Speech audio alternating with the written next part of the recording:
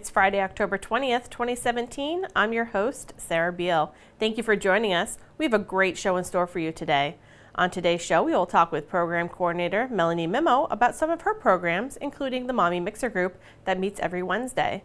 After that, we will catch up with Assistant Harbormaster Jared Smaller and let you know about some end-of-season work that will be coming up. And finally, we share with you our Inside Arts Barnstable piece on local artist Melissa Morris. But first, let's get a look at today's top headlines. The Department of Public Works will be performing sidewalk repairs on Main Street, Pearl Street, South Street, and Ocean Street in Hyannis beginning on Monday, October 23rd. The work includes a repair of failed curb and sidewalk sections, correction of tripping hazards in existing sidewalk areas, repair of broken tree grates, complying with the Americans with Disabilities Act standards, and improving aesthetics. Construction operations will start promptly at 7 a.m. and run until 5 p.m. Work is expected to be completed by November 30th. The Department of Public Works will also be performing roadway improvements on Seaview Avenue in Osterville beginning on Tuesday, October 24th. Improvements include milling of the existing roadway surface, adjustment of drainage structures, and installation of new asphalt pavement along the section of the road between Weano Avenue and Eel River Road. Work is expected to be completed by Friday, November 10th, weather permitting. Motorists and pedestrians may be directed around the construction operations when necessary. Both motorists and pedestrians are advised to seek alternate routes to avoid the construction work areas. As always, please slow down and use extreme caution when traveling through road construction areas and follow posted safety signs. The 25th session of Inside Barnstable Town Government, a Citizens Leadership Academy, will begin Tuesday, January 30th. The Academy is an 11-week commitment with the goal of educating the citizens of Barnstable about the operations of town government while also obtaining valuable feedback and participation from those citizens participating in the Academy. To date, over 700 Barnstable residents and employees have participated in the program. The classes will be held on Tuesday evenings from 6:30 to 9 p.m. and will be held in various locations throughout the town. The program is free of charge and open to anyone who resides or works in the town of Barnstable. Class size is limited, so please register early to avoid the waiting list. Applications are available at the town manager's office or online at www.townofbarnstable.us. The Assessor's Office would like to remind residents that the FY 2018 residential exemption application and documentation should be returned to the Assessing Office before November 1st. This will ensure that if qualified, the exemption will come off the first actual tax bill in January. If you have any questions, please contact the Assessing Office at 508-862-4022. Now let's check in with Recreation Program Coordinator Melanie Mimo. Melanie, thank you so much for joining us today. Thanks for coming down to the studio. I know you've never been here before, so thanks for having me. It's something different. We're going to talk about some of the fall programs that you have going on specifically. First one I want to talk about is the Mommy Mixer Group. I know you started this a few years ago when you had your first son, and I love that it's still going. Yeah. So let's talk a little bit about what's going on with the Mommy Mixer class. So we meet every Wednesday at the Centerville Recreation Building from 9 to 11. It's drop-in, and generally it's free to come. Occasionally there's a fee to participate. We do all kinds of toddler sensory activities or arts and crafts, games, and it's open to all ages. I have my 5-month-old that also comes too. Nice. So yeah, we welcome pretty much any mom, grandmothers come, dads, anyone with a little one. Nice. So. That's awesome. Yeah. And you guys are going to do a special like Halloween. Yeah, we have our huge Halloween party next Wednesday. It's a costume contest, and we have all kinds of stuff planned. So. Painting pumpkins and stuff like that. Yeah, all kines of stuff. All the little babies will come in their costumes, and they're so cute in their costumes. I think one of the pictures that you sent us is like a little baby Yoda. Yeah, that's my son. That's my cute. son with, I think, a ladybug friend. Yes, so adorable, so adorable. So that's great that the Mommy Mixers group is going on. Did you say what time that they meet on Wednesdays? 9 to 11. 9 to 11, and that's at the Centerville Rec Building. Yeah. So like you said, drop in. And every once in a while, it'll be a fee if you're doing a craft that needs to be paid for. But other than that, it's just a free. Just come down and meet with other moms and bring your babies. Yeah, and we're sponsored by Cape Cod Healthcare. Oh, that's great. They gave us a grant to run the program, so that's why it's free. And we'd love to have like 50 moms if we Yeah, could. So yeah. come on down and check it out. Oh, that's wonderful.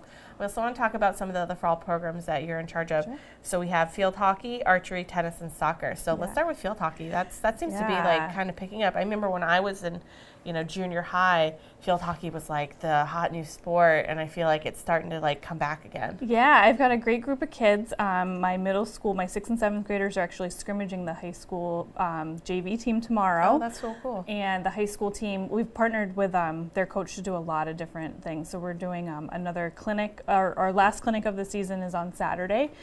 So they go over to the high school, and the high school girls kind of introduce them to some new skills, and they scrimmage, and it's just like a fun morning of field hockey. That's awesome. Yeah. And I know the archery, I know that really kind of built up some steam after the Olympics a few years back, and then with, the Hunger Games, like people really got into archery. So I know that's been a big program. Everybody has an inner Katniss. It's really fun. So they, the kids come out. We have a full USA archery sanctioned range with targets, real bows and arrows. Wow. And so the kids learn all the safety rules that they need to know. And a lot of them actually take off with it, and they seek out other ranges and getting equipment for their own home use. And it's kind of it's like just a fun individual sport for kids who might not like a mainstream sport. It's but definitely it takes a lot of skill. And oh yeah, totally. Yeah.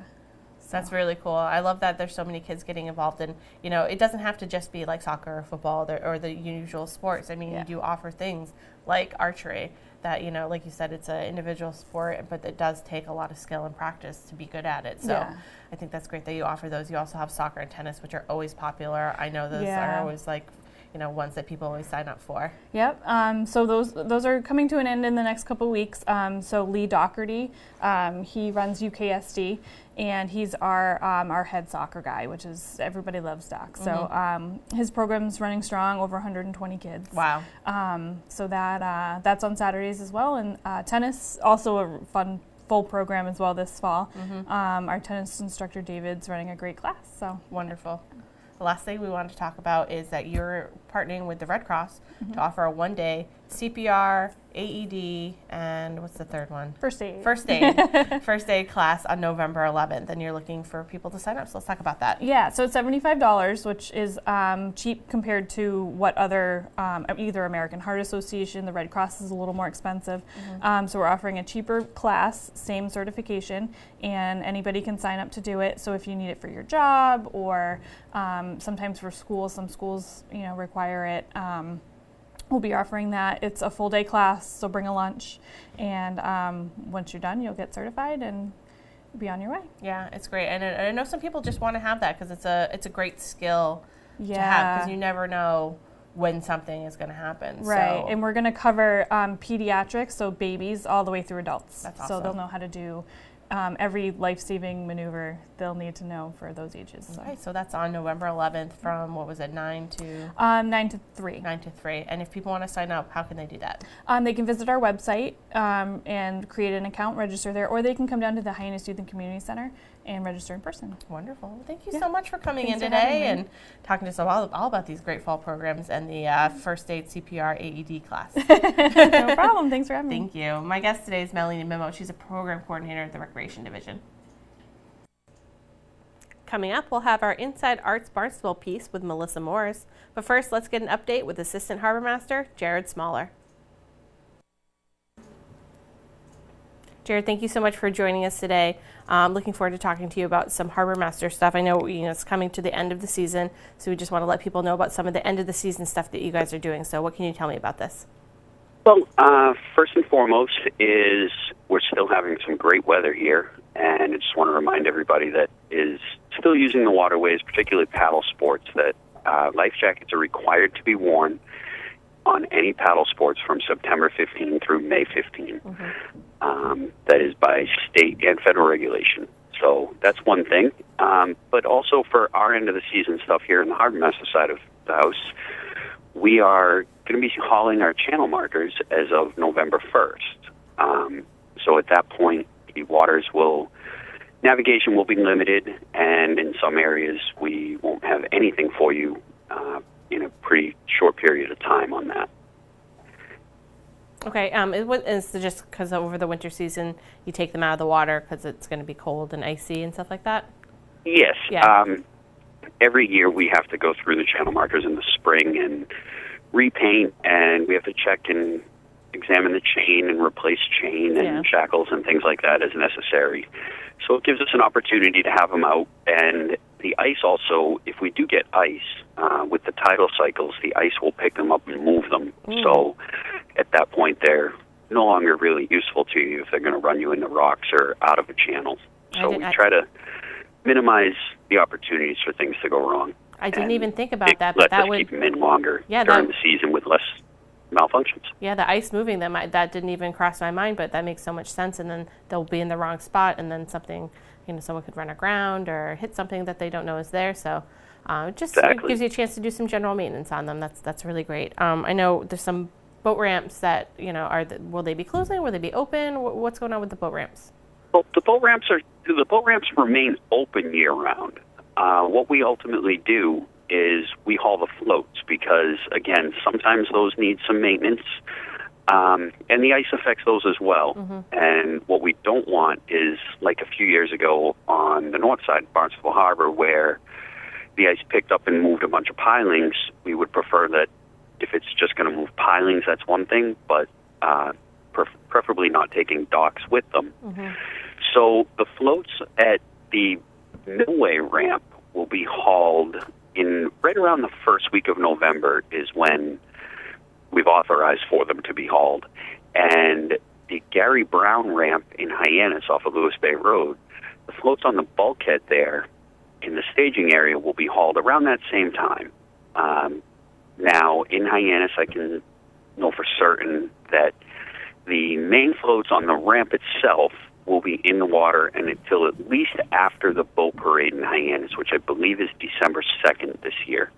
So it will be the week after that where those get hauled, hopefully in that week, but no sooner than that. And the same thing with Blish Point. Blish Point will stay in until the first week of December, or at least through the month of November. But either way, the ramps are open year-round. You just have to plan your staging area and things like that a little better and possibly have some heavy-duty warm waders or something like that if you need to haul or retrieve a boat at that point. Okay, good to know. Is the pump-out boat is it still operating, and when will that end? Nope. Both pump-out boats are out of the water. Okay. The boats have been hauled out as of Columbus Day. Okay. And that's our typical end date for boat service. However, I will say that we do have two shoreside facilities in Hyannis at Bismore Park that will remain open through, what's the date? October 27th. So that's going to be a week from tomorrow, as well as our shoreside facility in Barnstable Harbor. That will be open until the 27th as well. So there is the opportunity for pump-out service, but it's just going to be done from a shoreside facility. Okay, that's good to know. Is there anything else you'd like our viewers to be aware of coming into this, late fall, winter season? Just, again, be safe while you're out there. Regionally, resources are a little limited due to the season winding down. We are still available, obviously, if there is an emergency that arises. But be safe while you're out there. It's beautiful weather. We've had a great stretch here where it hasn't really felt like fall. So just take it slow as you would and enjoy the weather that we have. And, again, come November 1st, just watch out for navigation as channel markers and things like that will be coming out at that point. Okay, great. Thank you, Jared, so much for joining us today. I really appreciate it. Thank you for having me. Have a great day. Bye. Bye. My guest today is Jared Smaller. He's Assistant Harbormaster here in the town of Barnstable. Hi, I'm Melissa Chartrand here on the Hyannis High Arts campus at the corner of Pearl and South Street, and I'm here at Studio 46, home to our artist in residence, Melissa Morris. Today, Melissa shares with us what influences and inspires her, why she's working on a self-portrait series at this stage of her life, and her thoughts and role as the new artist in residence at Studio 46.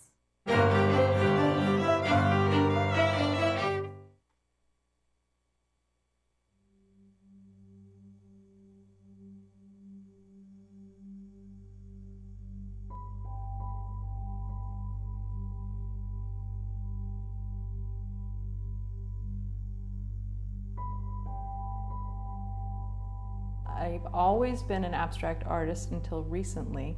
I have been incorporating more realistic items like birds and myself. And I think it really shows how like mysterious I am, where I've always really thought about these things as I was sort of hacking away at making paintings and working with color and shape, and now it's sort of coming together in a different way to describe something else about who I am and what I want to express.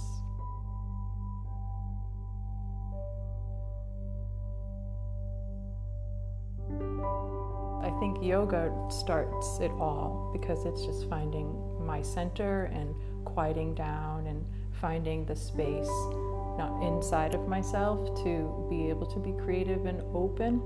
And I do it, it's sort of a routine. I breathe and I stretch and I get ready, and then I play a little music to kind of open up and get my body moving and listening to the sound, and then it just sort of transfers over into starting to paint.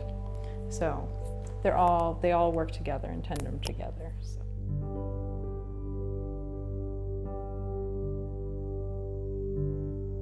The self-portrait series, each one is sort of like a layer of myself. Every one I paint, I feel like I'm shedding a skin in a way, and sort of releasing a part of myself. And in the growth, like in my own growth as a woman, I just feel like it's really important to express like what I am and who I am as an artist, not only just as a maker and a creator, but also like my emotions and my spirit and who I am. Make sure I record that, and this whole process of living and being a woman, and making sure it's documented in a special way.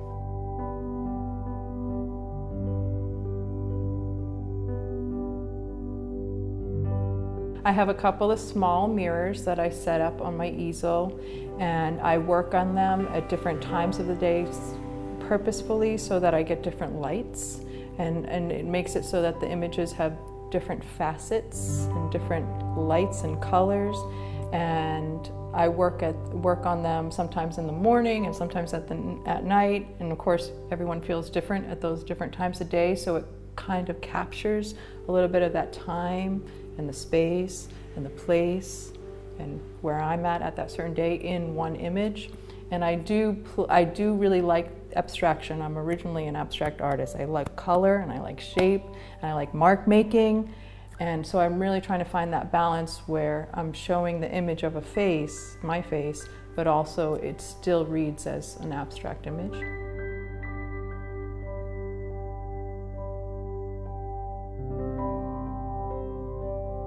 I actually write 3 longhand pages every single day. I've been doing it for like 10 years.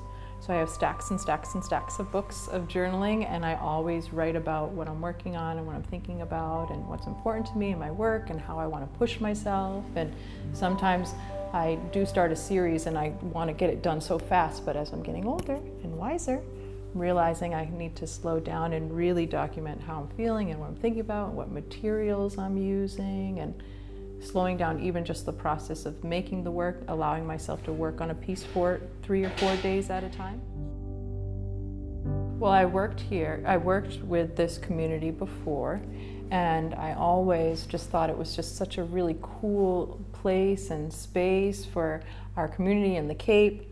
And I'm not a typical Cape Cod artist, you know, I'm not painting, you know, the scenes, the landscape and different things. I really tried to push the envelope a little bit in my artwork, and I'd like to try to push the envelope a little bit here and be able to get some really funky, cool classes and workshops in this space. And for myself, I already feel it that just the space itself has a really good energy, and I can feel that it's pushing me to grow in my own work. So I'm really excited about that.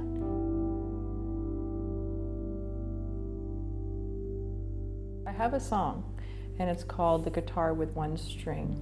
And I remember when I was really young, my family was moving, and there was this guitar with one string. And I sat outside, and I played this guitar, and it only had one string, and it was out of tune. It was horrible. And I sang, and all my brothers and sisters and all the kids in the street, they came out, and they sort of like sat there, and I had one string guitar, and I was singing, and everyone was listening, and right there I could feel something, like I was connecting with people, and I could feel it in myself. And I've always just played music, you know, if I was sad or needed to like just be in a different place. It was always my go-to for just release and finding peace.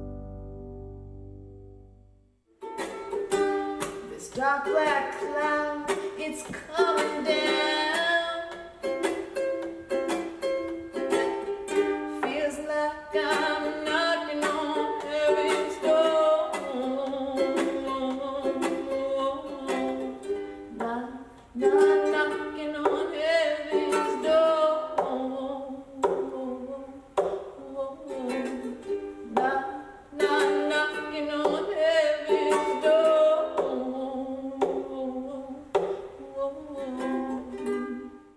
You can find more about Melissa at melissamorris.com, as well as find her on Facebook. And to find out more information about the High Arts Campus, as well as all the programs not only in the High Arts Cultural District, but in all 7 villages in the town of Barnstable, be sure to visit artsbarnstable.com.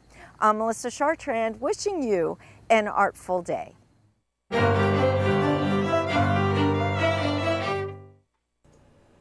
Now let's get a look at this weekend's community calendar. There are a lot of great events going on this weekend if you're looking for something to do. The Hyannis Firefighters Local 2172 would like you to shave the date. This Saturday from 11 to 3 p.m. at the Hyannis Fire Department, there will be a Shave Off fundraising event for Lieutenant Rick Knowlton's fight against lung cancer. All proceeds collected that day will go to the Knowlton family. Come down and have your head shaved for $20. There will also be a touch-a-truck for kids, as well as hamburgers and hot dogs. Open Streets is returning this weekend to Hyannis. This car-free event that opens up Main Street for people of all ages and abilities to get some fresh air, enjoy healthy activities, experience great music and dance, and discover what our local businesses have to offer. Will celebrate the harvest season this Sunday, October 22nd from noon to 5 p.m. The Barnstable Recreation Department will join in the fun, and games at the Kids Zone on the Village Green and a bike rodeo will be featured outside the JFK Hyannis Museum. There will be a pumpkin party with a professional carver demonstrating his art and opportunities for youngsters to decorate their own. Costumes are encouraged, and all are invited to join the March of the Horribles. For more information, please visit www.hyannisopenstreets.com. Let's take a look at next week's board, committee, and commission schedule.